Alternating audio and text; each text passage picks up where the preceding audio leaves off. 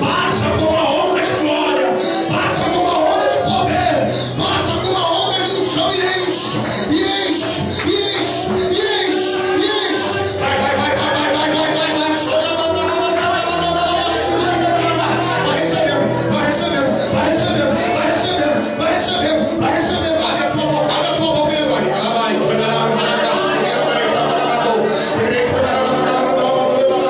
Há pessoas sendo cheias, há pessoas sendo cheias,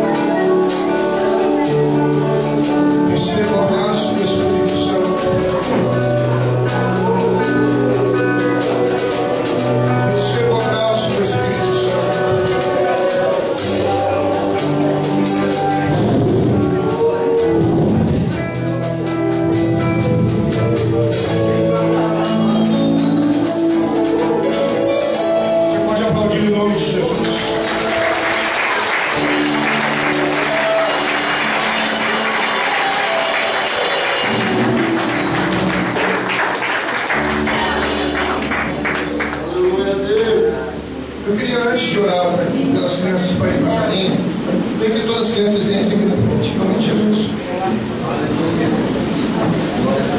Mas bem que pertinho ao cara, bem aqui na frente.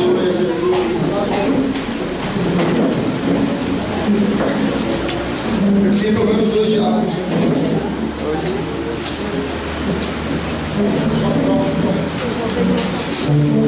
Crianças, Deus ama vocês. E vocês fecharam os olhos de vocês. Podem fechar os olhos. Aleluia. Eu vou pedir para o meu amado, um amigo, Espírito Santo, tocar nas crianças nessa noite. Amado Espírito Santo, a palavra diz, Senhor Jesus, que deles é o reino dos céus. Que deles é o reino dos céus. Eu te peço nessa noite, Senhor.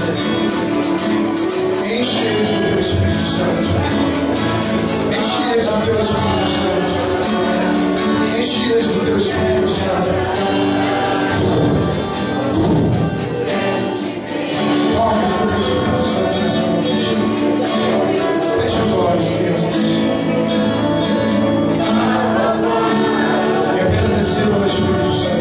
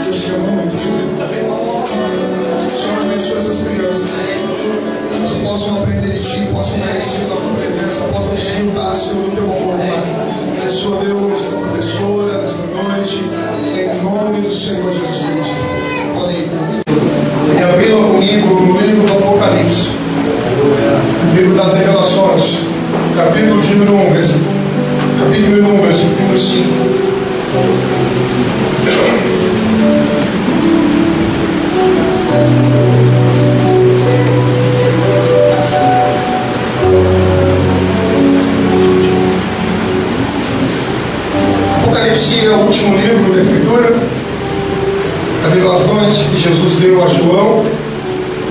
de modo tremendo, diretamente dos céus. Esse livro aqui foi escrito na terra, mas foi mostrado nos céus. Deus relatou João e mostrou aquilo que era e o que estava acontecendo naquele período. Leia comigo o versículo 5 e o versículo 6 do capítulo 1 do Apocalipse. Na versão do irmão diz assim: e da parte de Jesus Cristo, que é a fiel testemunha, o primogênito dos mortos e o príncipe dos reis da terra, aquele que nos ama e em seu sangue nos lavou dos nossos pecados e nos fez reis e sacerdotes para Deus e seu Pai. A Ele glória e poder para todos sempre. Amém. Passe algumas páginas aí, abra no capítulo 5, o mesmo livro do Apocalipse. Aleluia. Versículo de número 8.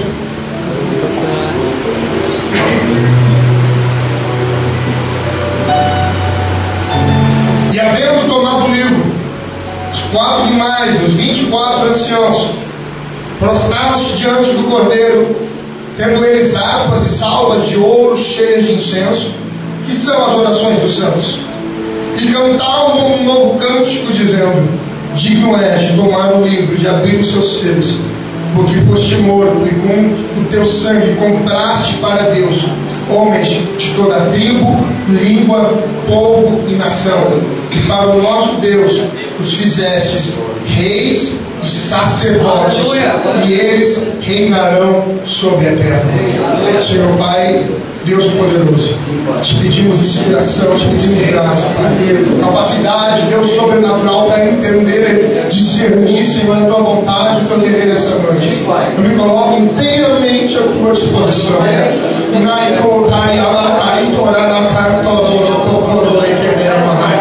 Confesso que sem ti nada sou, eu preciso de ti. Usa a minha vida nessa noite para falar com a sua igreja. Fala comigo e com o teu povo nessa noite, em nome do Senhor Jesus. Amém e amém. Poderia sentar.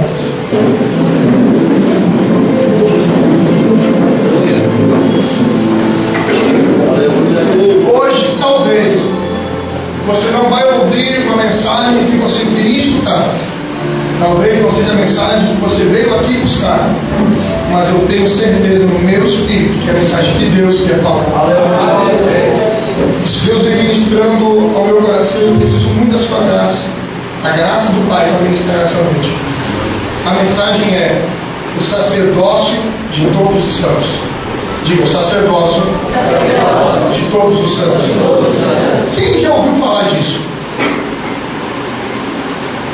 Bem sinceramente, irmãos, todos nós tínhamos que entender isso muito bem.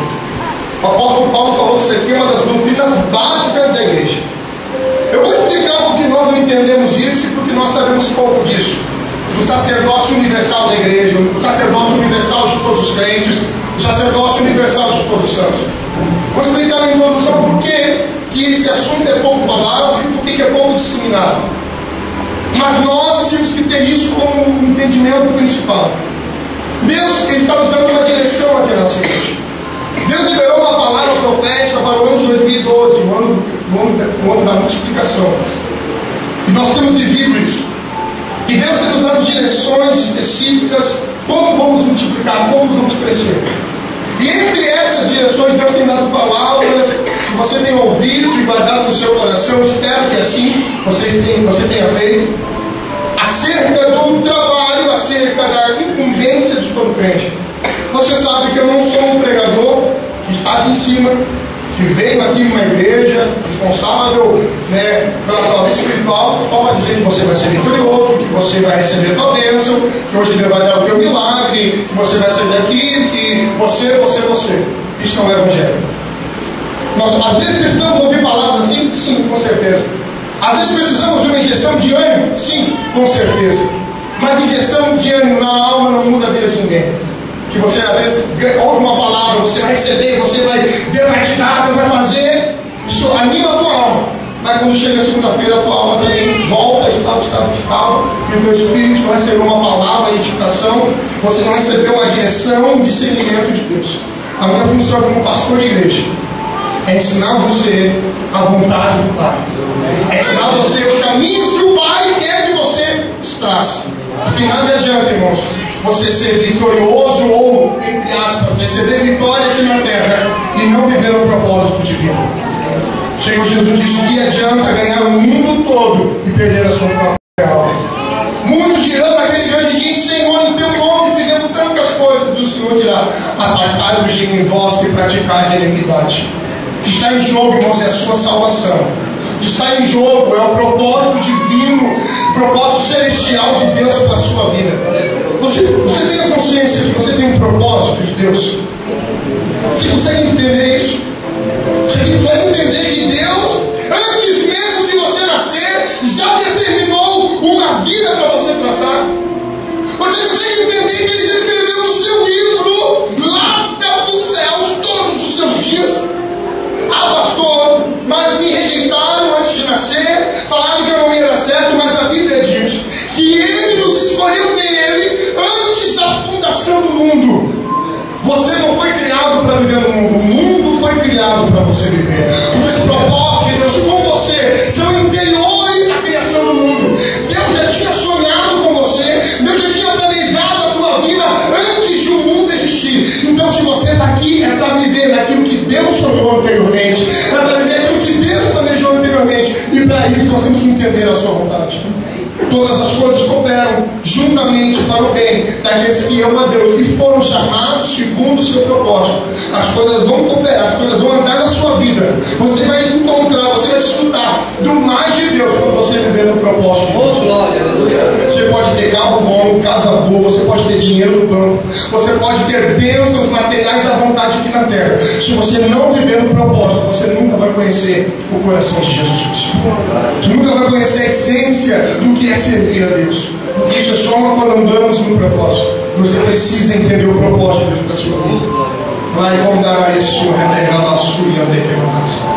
Nesses dois textos a qual nós lemos, a Bíblia diz por que Jesus morreu na cruz.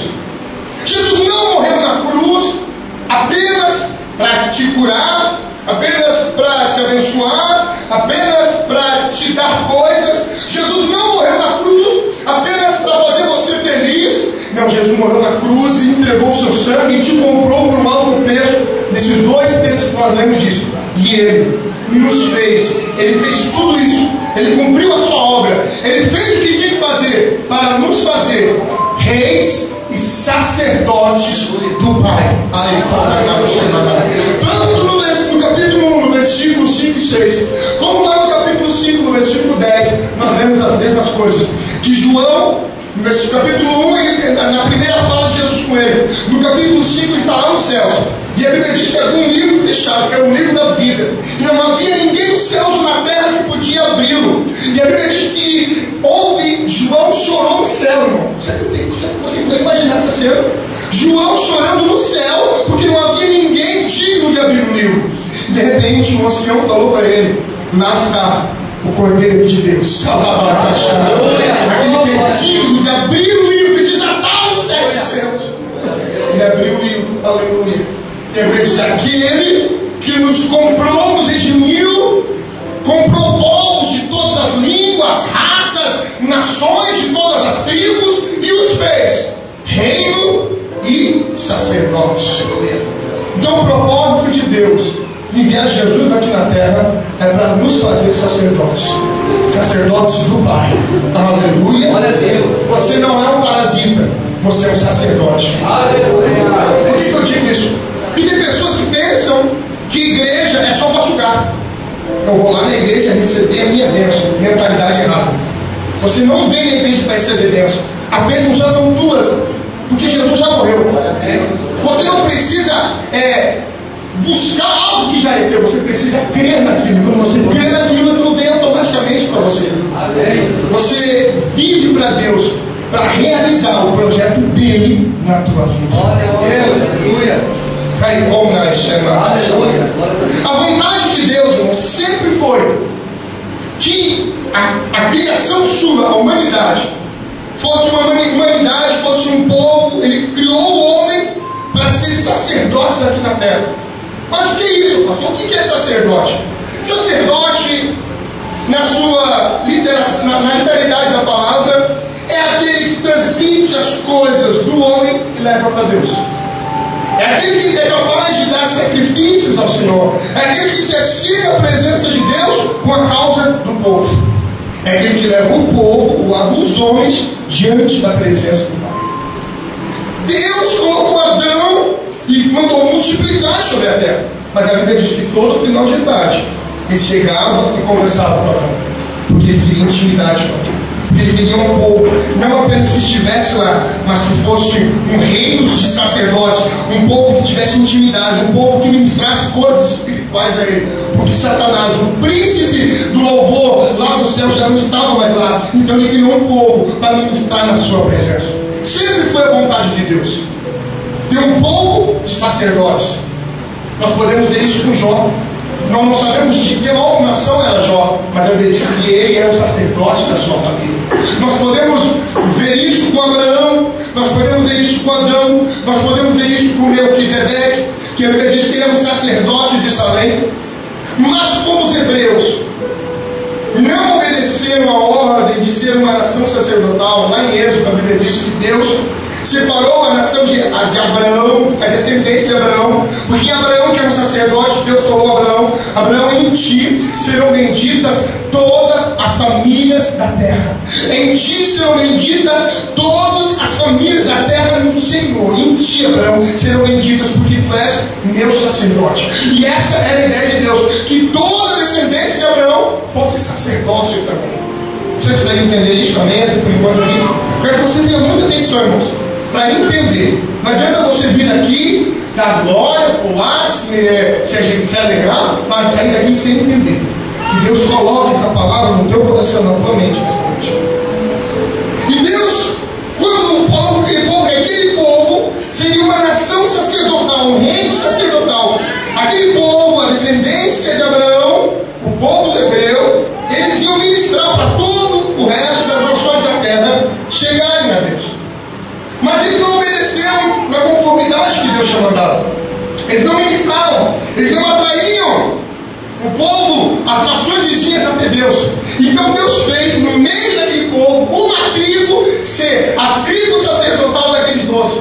Daquelas 12 tribos, a tribo de Levi, da descendência de Arão, que iniciou o sacerdócio da linhagem de Arão. E se você não entender isso, irmão, alguém aqui já leu o livro de Hebreus? Se você não entender isso, você não vai entender nada de Hebreus. Para você entender o livro de Hebreus, você precisa primeiro conhecer um pouco da cultura e do entendimento do povo judeu, por que está tudo aquilo escrito. Se você vai entender hoje um pouco, quando você for ler Hebreus, as coisas vão se abrir para você, você vai ver como Deus é bom. É uma das cartas mais lindas da Bíblia, é a Epístola aos Hebreus. Tem uma linguagem teológica linda, profunda, mas que nos mostra o quanto o nosso Deus é bom para conosco. E a descendência de Arão foi feito o sacerdócio de Arão, que tinha a função de ministrar as 12 tribos de Arão. A descendência de Arão, a descendência de Levi, que quando Moisés viu que o povo erguer um bezerro de ouro, aquele único que se levantou, que não adorou o bezerro, matou os outros, Moisés falou, é da tribo de Levi.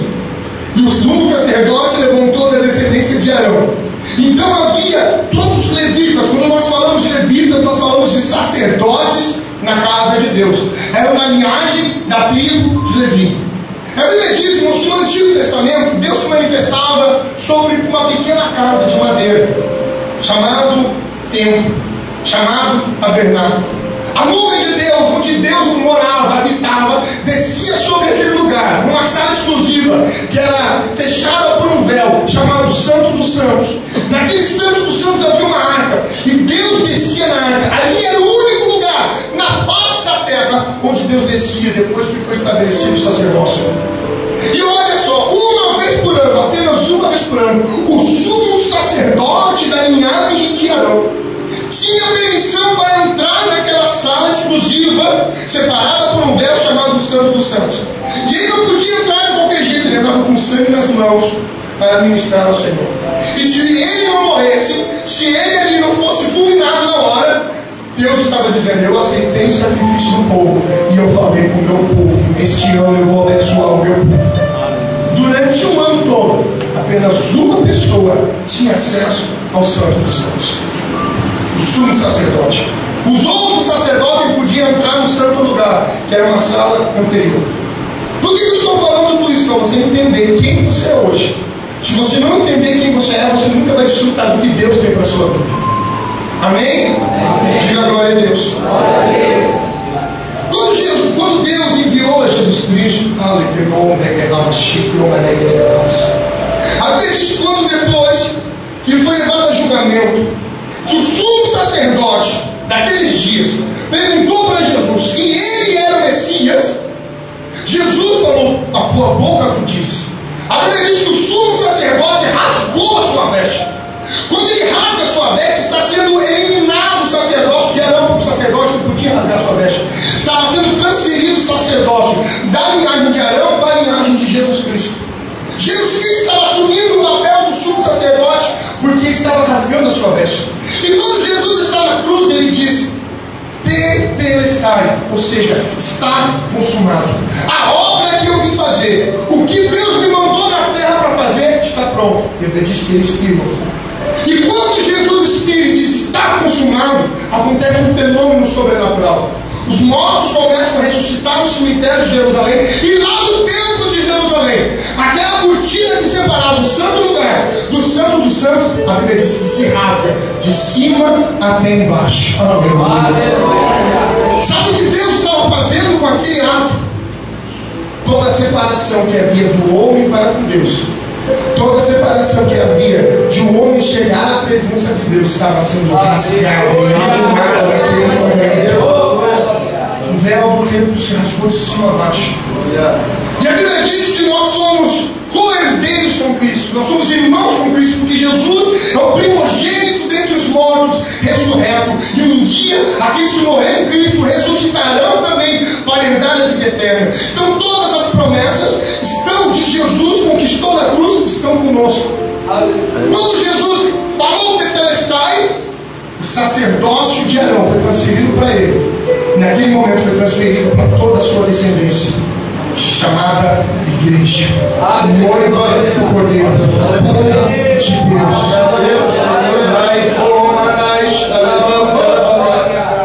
Agora Deus começa a trazer de volta o princípio fundamental que ele queria lá com Adão: um povo que ministrasse a ele diretamente. Sabe por que Jesus veio à terra?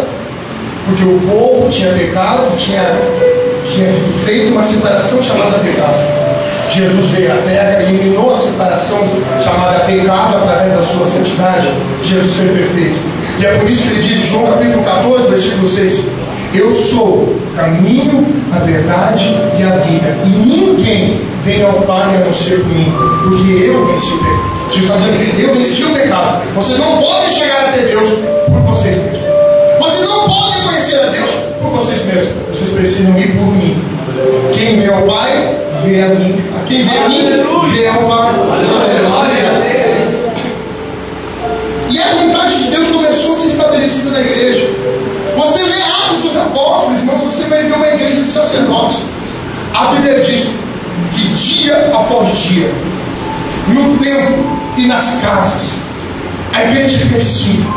O povo crescia em comunhão, em intimidade. De 3 mil no primeiro dia, foi para 5 mil, que foi se espalhando pelas cidades. E todos naqueles dias entenderam: eu sou um sacerdote de Deus. Eu sou alguém que posso me chegar a Deus.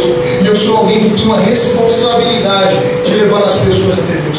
Quando você entender que a responsabilidade do crescimento da igreja está sobre você, a igreja vai crescer.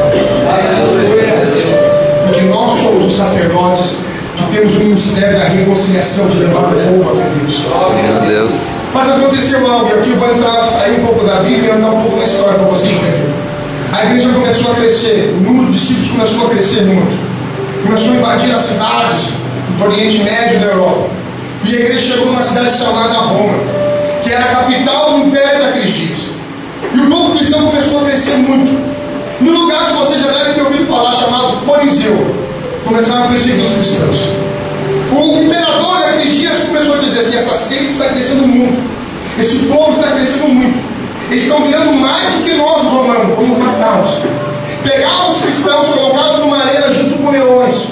Você já viu falar do Coliseu em Roma? Era ali o lugar onde os leões comiam cristãos. Eles falavam assim: se tu não negar o teu Jesus, se tu não negar o teu Deus, vão te soltar os leões. Eles diziam: eu não nego, eu sirvo ao meu Deus. E você, irmão? Se colocassem uma arma na tua cabeça, se colocasse você diante da vida e da morte, você negaria? Ou você aceitaria a morte por amor a Cristo? Se você não tem a capacidade de morrer por Cristo, você não é nem merecedor de viver por Ele. Isso é forte. Mas a Bíblia diz: aquele que quiser vir após mim, dia a dia, negue-se a si mesmo. Morra para você mesmo. Morra para as suas vontades. Morra para o seu eu. Morra para a sua carne. É isso a vida com Jesus. Vida com Jesus é: estou vivendo com Cristo, mas se tiver que morrer, eu morro por causa da obra, por causa do Evangelho, por causa do nome dele. Eu queria ver quem é crente nos dias de hoje, se a perseguição começasse no nosso país. Os asiáticos olham para nós, irmãos, e nos chamam de preguiçosos.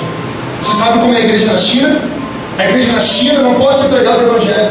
A igreja na China é em lugares subterrâneos. Lá se pegam crentes e eles dão choques, eles maltratam. Já vou falar, crente na Arábia Saudita, o pai matando filha. Um pai mata uma filha porque aceita Jesus Cristo. Países perseguidos. E nós temos tudo à nossa disposição. Nós temos tudo para falar de Jesus e não nos escondemos. Temos que aprender com os chineses, temos que aprender com os asiáticos. Se levantasse uma perseguição no Brasil, nós ia ter pela igreja que não ia. Com contas que não falam, que na época da União Soviética, na época que existia a União Soviética e ali o rei daquele país, o presidente, perseguia, não podia ter cristão ali. Os cristãos se reuniam escondidos. E um dia estavam num culto, centenas de cristãos, adorando a Deus. Chegou a polícia daquele país, com arma em punho, e disse assim: quem quer ficar com esse Jesus de vocês, fica do lado esquerdo. Quem não quer ficar com esse Jesus, fica do lado direito.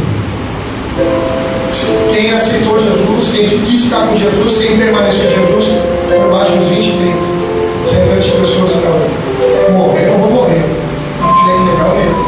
Saiu. Essas são vocês que estão negando a Jesus Cristo, vocês podem ir embora. E nós vamos matar esse tempo aqui. Saiu todo mundo. Os policiais tinham uma arma apontada para aqueles que resolveram ficar com Jesus.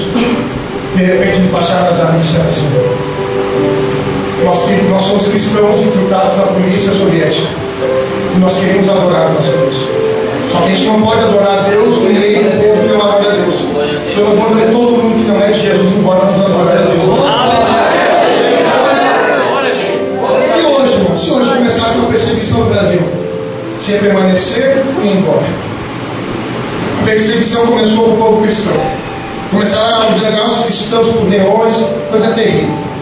Mas como cresceu demais, aquele povo começou a crescer demais, lá pelo ano 200 e pouco, 300, levantou-se o imperador de Roma chamado Constantino. Quem já ouviu falar de Constantino? Constantino, ele olhou e viu que os cristãos estavam crescendo demais. Ele disse: olha, nós temos matado eles, e eles continuam crescendo. Nós temos jogado eles para ter comida de leões, eles continuam crescendo. O que vamos fazer nesse povo? Daqui a pouco não ser mais do que nós, vamos tirar. Pronto. Vamos pegar a religião deles e colocar as nossas coisas e dizer que a religião deles é a religião oficial. Pelo ano 300 e pouco é fundada a Igreja Romana. A Igreja Romana não foi fundada por Jesus, foi fundada por Constantino. Você pode ler os próprios livros da Igreja de Roma. Sabe de Igreja de Roma do que eu estou falando? Foi fundada por Constantino, porque ele viu que estava crescendo demais e ele disse: agora a religião de vocês vai ser a religião oficial do Império. E Constantino era um idólatra, adorava o sol, adorava coisas, era terrível, ele era um gentil. E ele começou a pegar as coisas do gentil e colocar dentro da igreja. É por isso que a igreja de Roma hoje está tão distante do Evangelho. Porque o Constantino começou a trazer as coisas do mundo, as coisas que eles adoravam, os outros deuses, que começou a colocar dentro da igreja, que agora era a igreja universal, que agora era a igreja oficial do Império. E entre essas coisas que eles começaram a colocar, eles começaram a dizer que existia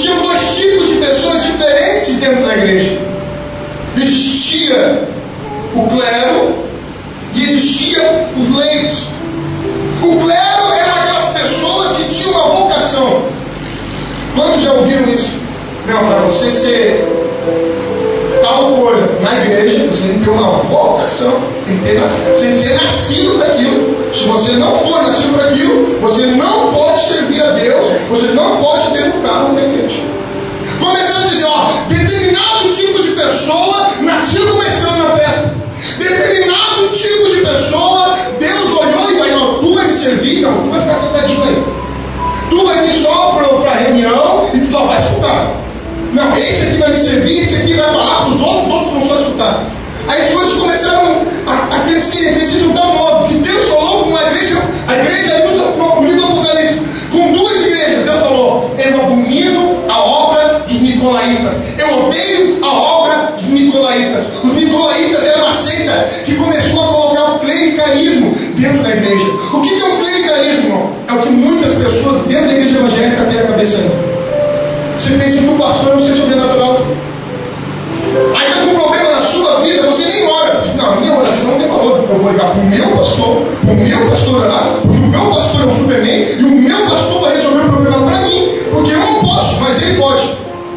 Porque eu clérigo, eu sou leigo. Eu sou um mero mortal, mas ele é o super-homem. As pessoas que estão no altar, eles podem ou não. Isso era a seita dos nicolaítas. Começaram a separar o homem em dois grupos: aqueles que foram chamados com chamado especial e aqueles que só servem para ser número na igreja. Aqueles que só servem para ser mais um. Tanto é que as missas eram rezadas em latim. E ninguém sabia o latim, só o padre.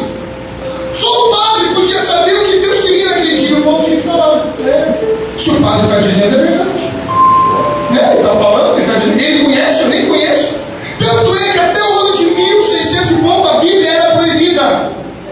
Quem podia ter Bíblia era dentro do convento e só as pessoas super podiam usar. O resto das pessoas eram proibidas de ter a Bíblia. Por quê? Porque não queriam que o povo conhecesse a verdade. Mas se levantou um homem chamado Martinho Lutero, um padre, lá na Alemanha, em Westminster. E ele começou, ele achou a Bíblia e começou a ler a Bíblia. Conhecereis a verdade vos libertará. Filho, pois, vos libertar, verdadeiramente sereis livres. Quer conhecer a verdade? Leia a Bíblia. A Bíblia, a palavra de Deus. A palavra logos, o rema, aquilo que fala conosco, aquilo que muda, aquilo que transforma o homem. A palavra santa do bendito Deus. Leia a Bíblia e você vai conhecer o que Deus tem para a sua vida. Mas Lutero começou a ler a Escritura e ele começou a ver: Deus nos fez sacerdotes. Opa, é para todo mundo. Não é só para uma classe especial. Não é só para quem nasceu com uma estrela na testa. Não é só para quem a igreja diz que é. Não, todo mundo. Deus amou o mundo. Deus levantou um para apóstolos, outro para profetas, outro para evangelistas, outro para mestres, outro para... É para todo mundo. E ele começou, se levantou e fez as suas teses, colocadas na porta de uma igreja. A igreja se levantou contra ele, porque eles dominavam tudo. Mas ali começava uma revolução. Louvado seja Deus dos primeiros reformadores. E precisa acontecer hoje, de novo, uma reforma dentro da reforma. Se você não sabe, se você está aqui, você pertence à igreja, você é um protestante, que você protestou, você é da mesma linha, da mesma cultura, da mesma linguagem dos primeiros protestantes, que protestaram contra o governo da igreja, que só existia o clero e existia o leigo. E o leigo nunca podia ser clero. O leigo nunca podia ministrar. O leigo nunca podia falar para os outros. Por quê? Porque ele não é especial como o clero era especial. Martinho Lutero se levantou. A igreja protestante nasceu em 1906 com o avivamento da Rosa Souza, renasceu as igrejas pentecostais de hoje. A igreja evangélica é uma igreja pentecostal que tem os dons do Espírito Santo, mas tudo começou lá com Martinho Lutero, porque ele se levantou e acreditou na Bíblia, ele acreditou na palavra de Deus. Só que hoje o diabo está querendo fazer a mesma coisa que Constantino fez, querendo colocar uma ideia de religião dentro da tua cabeça, querendo colocar uma ideia, uma concepção não é a ideia de Deus. Por que eu falo isso? É pesquisa, isso é fato. Na média de 15% daqueles que frequentam a igreja constantemente, somente 15% faz alguma coisa na igreja. Os outros 85% continuam pensando que são eles. Não, eu só vou lá porque eu não posso fazer, então eu vou lá receber de alguém que pode. Eu vou lá na igreja para ouvir alguém falando da Bíblia, porque eu não posso ler a Bíblia. Porque Deus não fala comigo pela Bíblia. Porque Deus não ministra comigo pela Bíblia. Eu vou lá para alguém orar por mim, porque a minha oração não chega até Deus. Eu vou lá pedir para alguém fazer alguma coisa por mim, porque Deus tem falado para mim que eu só tenho que ir para receber bênção. Não é essa a verdade que Jesus quer colocar na tua mente, no seu coração. Nessa noite, você não é leigo, você é sacerdote do Senhor. Você foi planejado, você foi criado para ser o ministro do Deus Altíssimo de Israel. Quando essa verdade entrar na tua mente, quando essa verdade entrar no teu coração, você nunca mais vai aceitar vir à igreja apenas para receber bênção. Você sempre vai dizer: Deus, o que tu queres comigo? O que tu queres que eu faça? Onde eu posso te servir? O que eu posso fazer por ti? Quando Jesus falou aos seus discípulos: ide por todo mundo e fazei discípulos de todas as nações. Deus não nos mandou fazer membro de igreja. Membro de igreja não tem valor nenhum. Pastor, que é isso? É verdade. Número da igreja não conta. O que conta é discípulo. Quantos de nós somos discípulos? Quantos de nós podemos dizer: eu sou discípulo de Jesus, eu ando nos ensinamentos de Jesus, eu ando nas passagens de Jesus, eu pratico aquilo que Jesus praticou? Deus não quer que você seja um membro de igreja. Deus quer que você seja um discípulo. Deus quer que você seja um sacerdote. Pastor, eu queria ouvir que eu vou ser abençoado. Leia a Bíblia. Ore. Não é isso que você queria ouvir, mas isso que a palavra de Deus diz. Você é sacerdote de Deus. Você tem que se posicionar como um sacerdote. Sacerdote, pelo menos, tem duas funções específicas. Primeira, conhecer o Senhor. Todos têm livre acesso ao Pai. Abre a sua Bíblia comigo em Hebreus, capítulo 4. Oh, e agora pouco é a sua cachorra.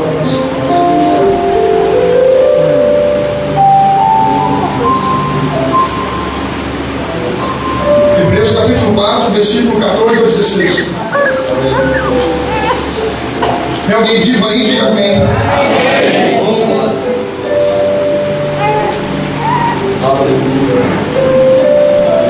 Visto que temos um grande sumo sacerdote, Jesus, Filho de Deus, que penetrou nos céus, e entendemos fim a nossa confusão.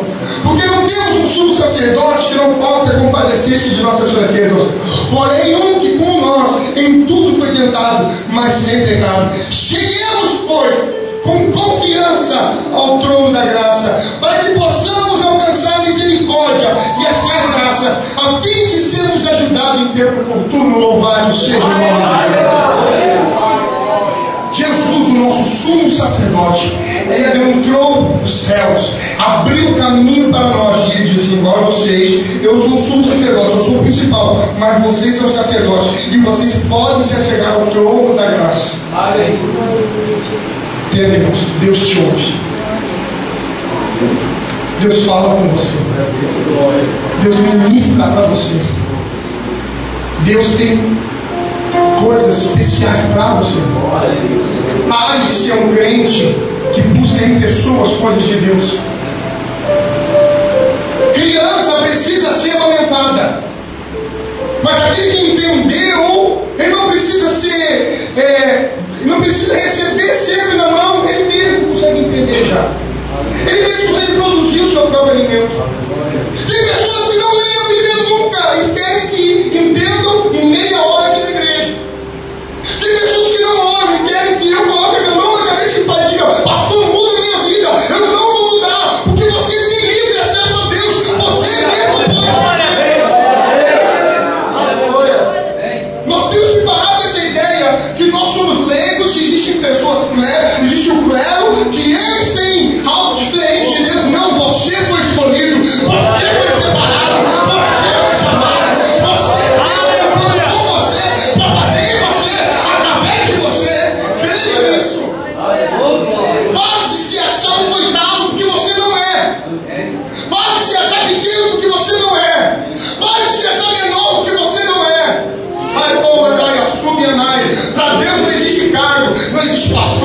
diácono, a gente cantou, para Deus é todo mundo filho.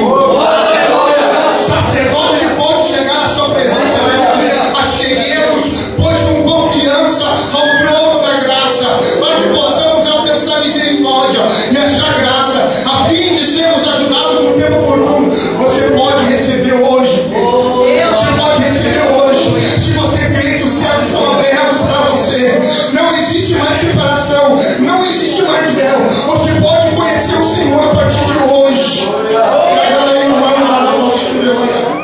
Não seja alguém que vem mendigando bênção por aí, pelo amor de Deus. Hoje tem campanha da igreja, eu vou. Hoje tem tal pastor da igreja, eu vou. Hoje tem não sei quem da igreja, eu vou. Você não precisa disso. Dobra o teu joelho e fala com Deus que Ele mesmo dobra a tua vida. Ele mesmo muda a tua vida. Ele mesmo transforma a tua vida. Não que Deus não vai usar os homens, Deus usa os homens. Mas você não depende de homens. Você pode crer nisso. Você não precisa nem de mim, irmão. Olha o pastor dizendo. Você nem precisa de mim para chegar para Deus, porque você já tem Jesus. Eu não quero ocupar o lugar de Jesus, eu não quero ocupar o lugar do Espírito Santo. Eu quero ser apenas um canal de bênção para você, mas que você venha me abençoar também. Eu dependo de você tanto quanto você depende de mim. É por isso que muitas vezes nós ficamos escandalizados quando alguém que está em cima cai, porque nós pensamos que eles são super-homens. Nós pensamos que eles têm superpoderes. E nós pensamos que Deus os usa. É Deus que usa, irmão. É Deus, não é a pessoa que é uma pessoa especial ou maior que as outras, não. Oh, aleluia. Você tem livre acesso a Deus. Aleluia. Você não precisa de ninguém para chegar a Deus. Deus vai usar pessoas no momento que Ele quiser, na hora que Ele quiser, do jeito que Ele quiser.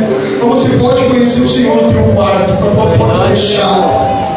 Fechando os teus olhos, dizendo: Deus, eu quero te conhecer, revela-te a mim, mostra-me a tua glória, eu quero sentir a sua presença. Para de ser um mendigo. Eu estou dizendo uma palavra muito forte nesta noite. E tem pessoas que não entendem a sua filiação. Aquela mulher, ela disse: Senhor, nem que seja uma migalhinha tu eu quero. Jesus disse: a migalha é para os cachorros. Quem senta na mesa é os filhos. Você é filho, você é filho. Aleluia. Tire essa mentalidade de ser lento. Ah, não, eu não posso. Pode. Deus te ama tanto como me ama. Tanto como ama o presidente da nação, o presidente da igreja. E Deus ama todos. Para Deus não é exceção de pessoas. Chegue-se a Deus hoje, você vai conhecer. Conheçamos e prossigamos em conhecê-los.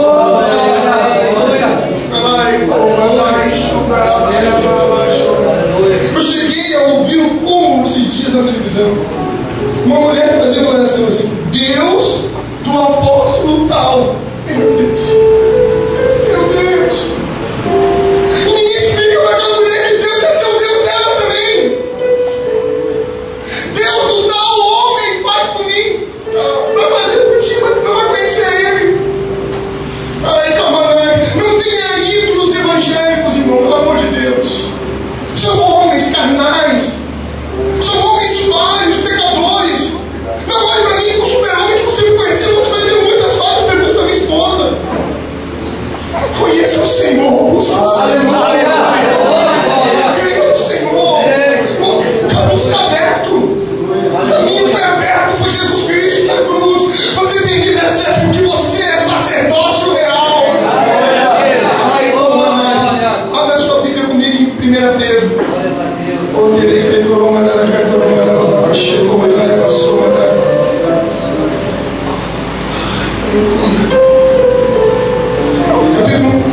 Capítulo 2, versículo 9. Você vai entender quem você é essa noite. Ah, você vai entender em nome de Jesus. Aleluia. 1 Pedro capítulo 2, versículo 9.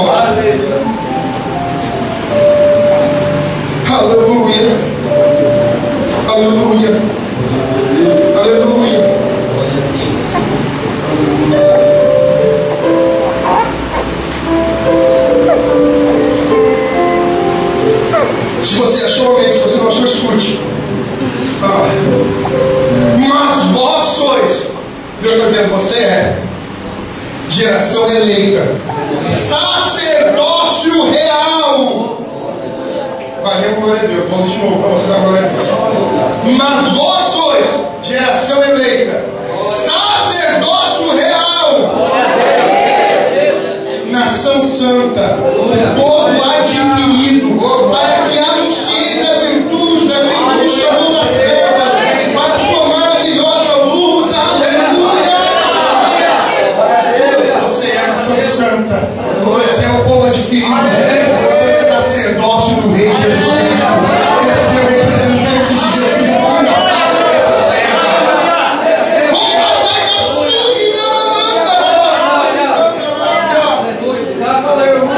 Nunca mais diga o Deus do mal, diga: meu Deus, eu conheço meu Deus. Ai, glória! Porém, não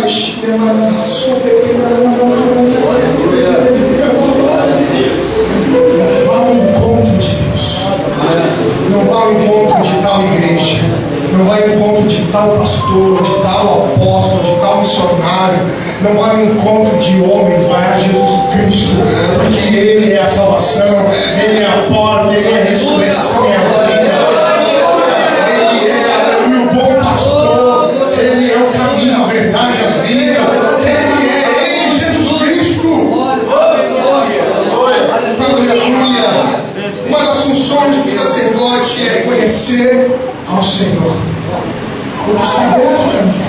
Você pode se chegar a Deus, você pode conhecer o Senhor.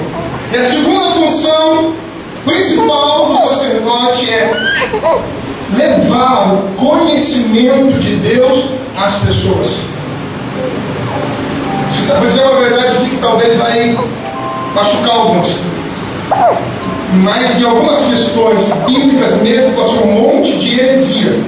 Os testemunhos de Jeová entendem mais que a gente. Eles entenderam que todo mundo é sacerdote, que todo testemunho de Jeová tem que ser na rua falando da religião deles. Se todos nós entendêssemos isso, que todos nós tínhamos que falar do nosso Deus. Não é o pastor que fala, é todos. Todos têm dever de falar, de levar aquilo que receberam.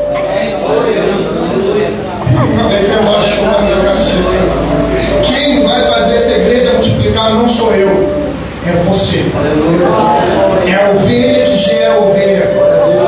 O pastor só direciona as ovelhas, mas é a ovelha que vai gerar outra ovelha.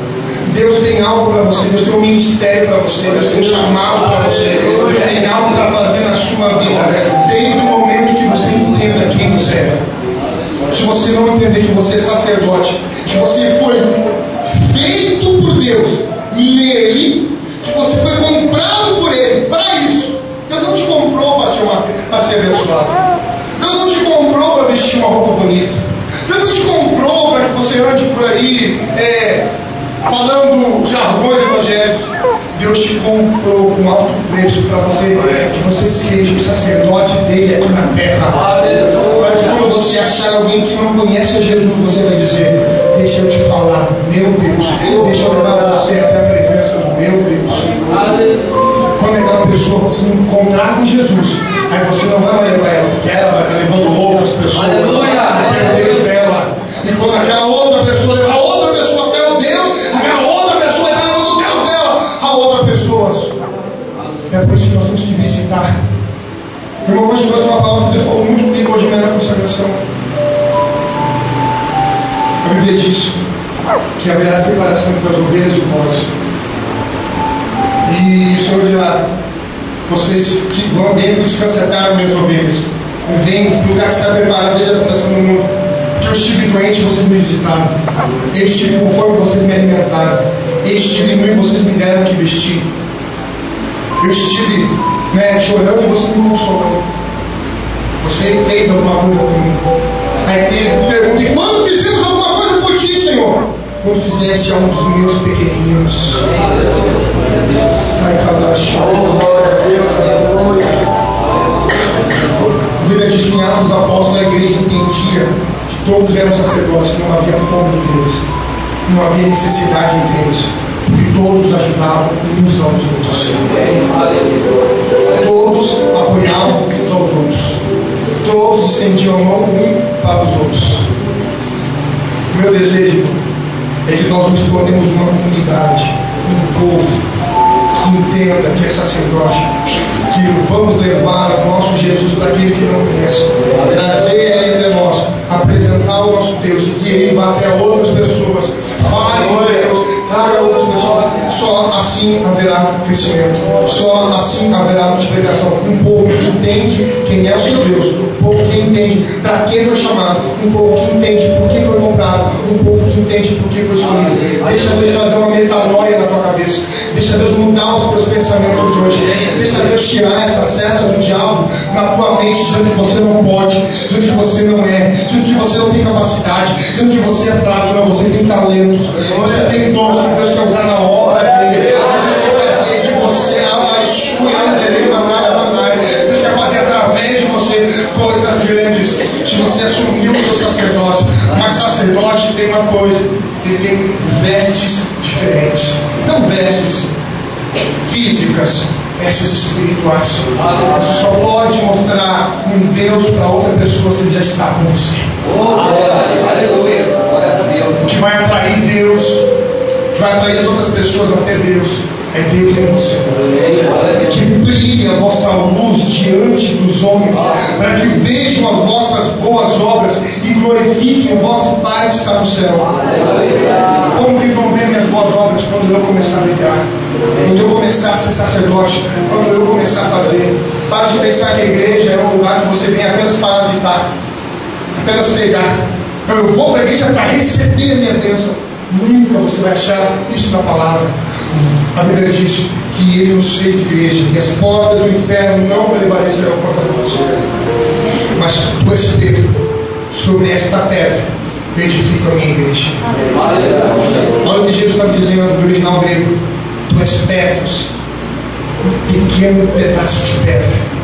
Sobre esta pedra, sobre esta rocha na palavra, que sou eu, Jesus Cristo, eu edificaria a minha igreja. E as portas do inferno não prevalecerão contra ela. E tudo quanto vocês ligarem aqui na terra será ligado nos céus. E tudo quanto vocês ligarem aqui na terra será ligado nos céus. O sacerdote intercede pelos que não conhecem Jesus. O sacerdote leva, aleluia, o conhecimento da glória de Deus àqueles que não conhecem ao Senhor. Seja um sacerdote na tua casa. Coloque Deus dentro da tua casa. Coloque Deus dentro do teu casamento. Coloque Deus na criação dos teus filhos. Seja o sacerdote dos teus filhos, senão o mundo vai ser. Seja o sacerdote do teu casamento, senão o mundo vai ser. Seja o sacerdote da tua vida, senão o mundo vai ser. Conserve com Jesus o sumo sacerdote. Seja o sacerdote na tua rua. Seja sacerdote no teu ambiente de trabalho. Você tem que mudar o lugar onde você pisa, meu irmão. Você tem que chegar e mudar o ambiente que você vive. Porque você, Jesus está em você, Ele quer refletir a glória dele para você. Abra sua Bíblia comigo em Hebreus capítulo 10. Ai,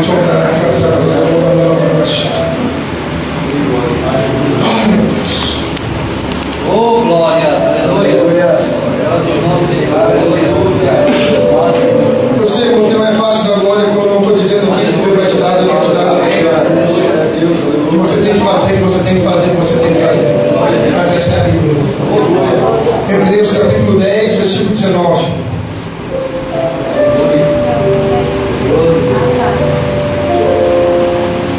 Tendo, pois, irmãos, ousadia para entrar no santuário pelo sangue de Jesus, pelo novo e vivo caminho que Ele nos consagrou pelo véu, isto é, pela sua carne, e tendo um grande sumo sacerdote sobre a casa de Deus. Versículo 2: cheguemos com verdadeiro coração e inteireza de fé, tendo o coração purificado da má consciência e o corpo lavado com água limpa, retenhamos firmes a confissão da nossa esperança, porque fiel é o que nos prometeu. A cruz tem dois lados: o lado horizontal e o lado vertical. São os dois lados do sacerdócio. conhecer a Deus, viver ouvindo a sua voz, andar na sua presença, ver a sua glória, sentir a sua presença, receber os seus mistérios, receber os seus dons, viver de um modo sobrenatural na presença dele. O lado horizontal, o lado vertical, e o lado horizontal fala de levar isso que eu recebi do céu para os homens. Aleluia. Mais uma vez eu falo, irmãos, eu fui chamado para isso, para falar. O que você recebe aqui dentro, esse arrepio, essa lágrima, esse fogo que você sente, você acha que não é que isso? Deus faz alguma coisa sem propósito. Deus faz alguma coisa só por fazer. Deus não, Deus tem propósito em tudo. Deus dá do céu, desce do céu, para você estar aqui na terra. Aleluia. Derrama no vertical para você espalhar no horizontal. E se você não quiser espalhar no horizontal, não queira o vertical. Não adianta levantar a tua mão e dar glória. Deus, eu quero ser cheio. Se você não quer repartir aqui na terra, se você não quer distribuir aqui na terra, se você não quer apresentar o teu Jesus aqui na terra, se você não quer ser sacerdote aqui na terra, se você não quer fazer nada aqui na terra por Ele, vida com Jesus. Vida com Jesus é morte. Aleluia. Se tu morreres para ti, a vida dele vai viver em ti. Gálatas capítulo 2, versículo 20, o apóstolo Paulo diz: pois já não vivo mais eu, mas Cristo vive em mim. E a vida que hoje vivo pela fé no Filho de Deus. Porque Paulo era um sacerdote. Ele falava, ele apresentava, ele refletia, ele brilhava a glória de Deus. Eu tenho pregado isso quase o ano de 2012 todo. Parece que eu estou ficando chato, mas é todo domingo quase a mesma coisa. Mas parece que eu não vejo resultado. Parece que tem verdade que nós vamos escutar 10, 15, 20, 30, 40, 50 vezes para começar a perceber. Porque na hora de fazer alguma coisa, poucos. Porque na hora de apresentar alguma coisa para fazer para Jesus, é poucos. Sempre os mesmos que entenderam que eu sou um sacerdote, que eu não sou na igreja um parasita que está apenas para sugar, para tirar. Não, eu estou aqui para dar. Melhor é dar do que receber. Melhor é fazer do que receber dos outros. Eu estou aqui para servir. Eu nasci para servir. Eu nasci para me doar. Eu nasci para morrer por Jesus Cristo, pela causa do Evangelho. Se você quer ser como Jesus foi, faça o que Ele fez. Entregue a sua vida por amor a Ele. Amém, igreja? Amém. Você precisa acreditar nisso? Então levante a sua mão direita aos céus. Diga: eu sou um sacerdote escolhido para conhecer a Deus e levar o meu Deus para quem não conhece. Diga assim: me capacite, me unge, Senhor Jesus. Escola de pé em nome do Senhor Jesus. A presença do Pai está em nosso meio. 1 Coríntios, capítulo de número 11.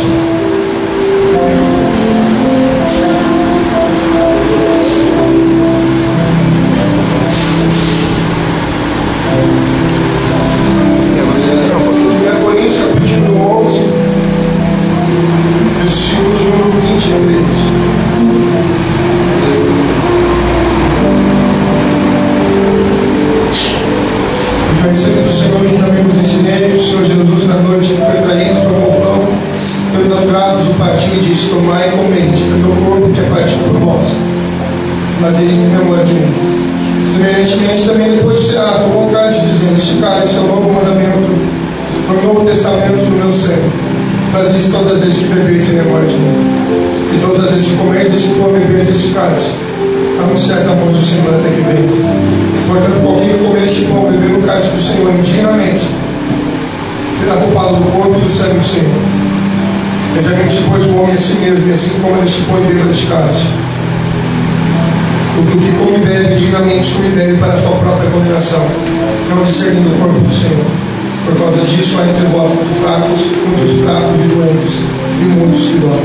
Amém, irmãos? Quem pode, quem não pode? Eu não vou dizer isso. Eu vou dizer o que a Bíblia diz.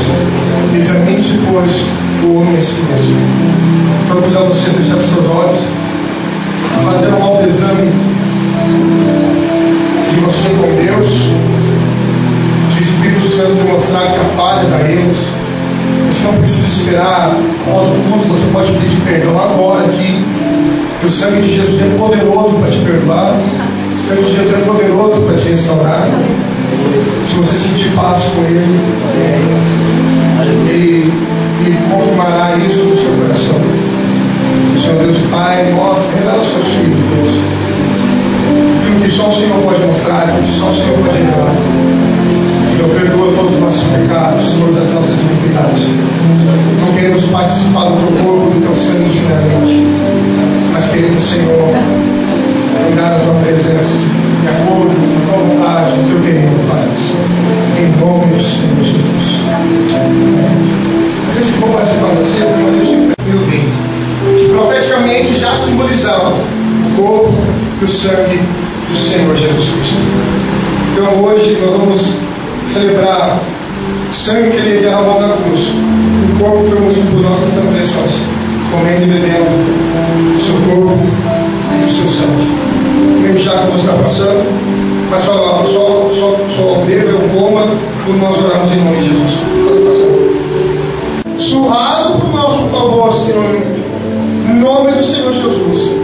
Coloca, Senhor, a sua graça, a sua essência de vida, de eternidade neste pão.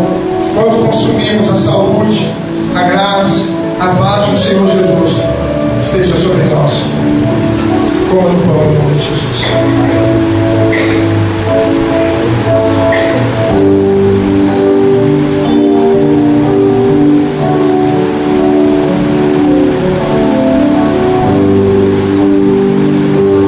Seus céus.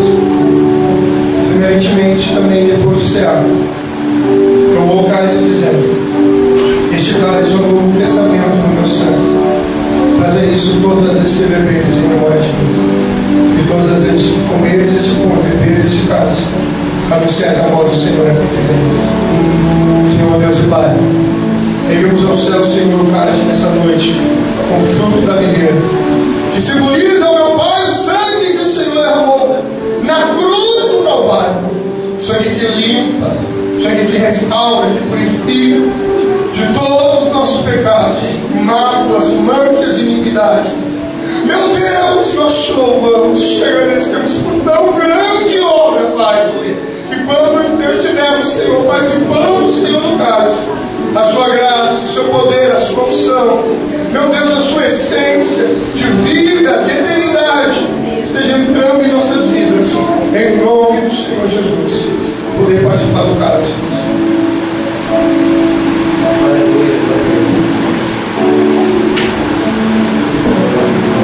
Em nome de misericórdia, Senhor. São 3 irmãos diáconos, dois irmãos diáconos, uma diaconisa, e eu fui uma nova operadora, que é a irmã Maria Loretti. A irmã Marilene Eixe.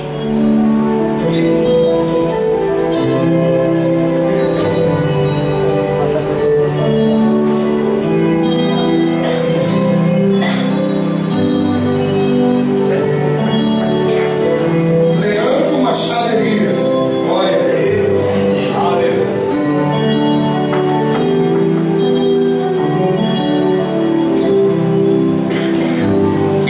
Irmão Milton Luiz de Moraes.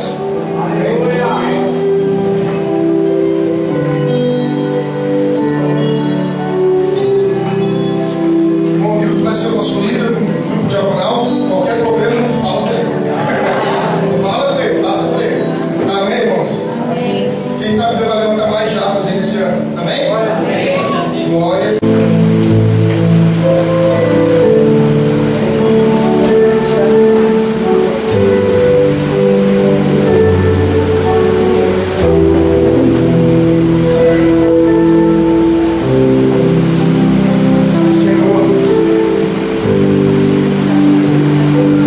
Senhor, nosso Deus e nosso Pai, hoje, só te igreja, hoje, nós estamos apresentando a Ti, Senhor, o Luiz Felipe Andrade Mendonça, Senhor, apresentando essa criança ao Senhor, te pedindo que Tu venha guardar ela, vai cuidar dela todos os dias da sua vida, que o Senhor venha guardar ela na Sua presença, meu Pai, Que o Senhor venha livrá-la de todo mal, meu Pai. Em nome do Senhor Jesus, Pai. Que cada dia da sua vida ela possa estar na sua presença, meu Pai. Nós consagramos a Ti, Pai. Para que o Senhor venha, em nome de Jesus, cuidar, proteger, livrar. Colocar, Senhor, todos os dias do Luiz Felipe nas Tuas mãos. Que ele possa crescer e Te conhecer. E ver na Sua presença. Nós apresentamos a Ti essa criança. Em nome do Senhor Jesus.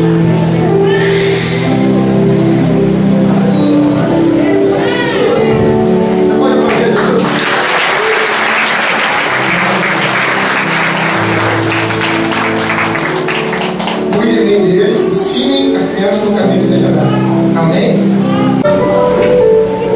Eu vou fazer a sua oração final, intercedendo pelas famílias e abençoando cada vida, meu Deus, aqui representada pelo marido, pela esposa, pelo filho, meu Pai. Te pedindo, meu Pai, nesta noite, que o Senhor libere teu poder, a tua presença, meu Deus, sobre cada casamento, cada família, meu Deus, que está passando por uma crise, seja na vida financeira, seja na vida conjugal, seja, meu Deus, na criação dos seus filhos, meu Pai. Libera a tua bênção, meu Pai. Entra com os teus anjos, quebra o poder do inimigo contra esta casa, quebra o poder do inimigo contra esta família, meu Deus, em nome do Senhor Jesus Cristo. Coloca mais amor neste casamento, dá sabedoria, meu Deus, para o esposo, dá sabedoria para a esposa, meu Deus e meu Pai, em nome de Jesus.